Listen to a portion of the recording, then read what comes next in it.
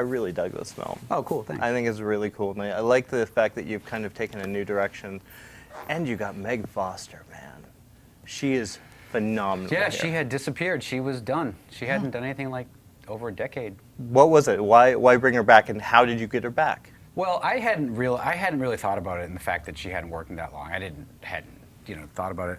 I just like her, and I thought maybe she'd be great for it. And I called her up on the phone, and we talked for a while, and I knew from talking to her, just her personality and the way she would just discuss things, that she would be perfect for the role. Because I needed somebody.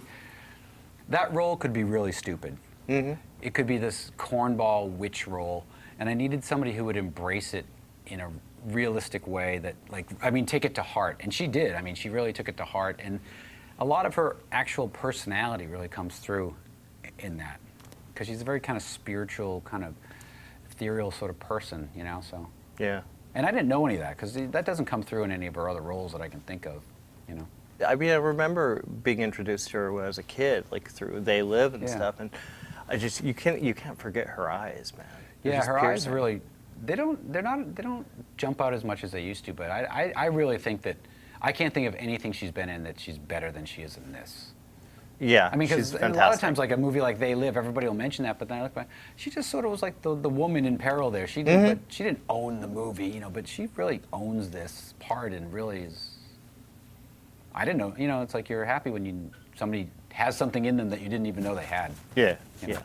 A lot of horror films nowadays, they kind of have this kind of male-centric idea. Yeah. A lot of times there's a leading man.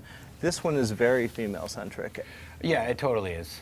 What was it about that whole Wiccan witchcraft? Why? Well, it was funny because it sort of just came out that way. I didn't really notice it. This may sound insane, but sometimes I didn't notice it until I was shooting, because there was other male roles and they would sort of diminish. And then one day I'm on set and I'm like, it's just 9 women every day. The 3 modern witches, Sherry, the 7 other. I was like, this is nuts. And let me tell you, when you get 9 women together, they're not all going to get along. So that was something. I know, shocker, right? I know, right? But no, it was great.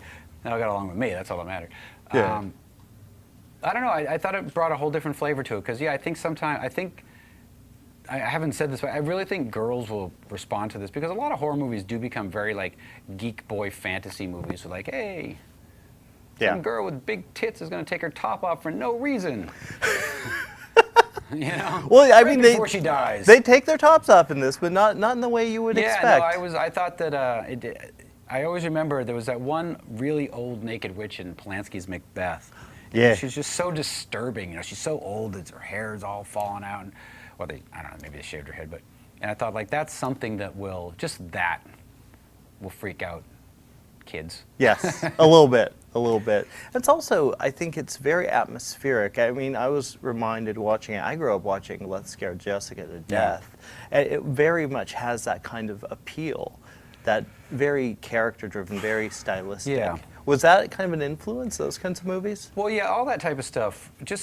I wanted to just be atmospheric, because a lot of times I felt like the plot and all that was sort of secondary. Because the movies a lot of times I liked, especially a lot of the European films, it's just the vibe of the whole thing. And even sometimes when you watch some, an Argento movie or a Fulci movie, you might go wait a minute, I don't even know what's going on anymore in this movie. What happened? But you get caught up in the vibe of it all and the feeling of it. And I wanted the whole thing to just have this vibey, dreamlike quality.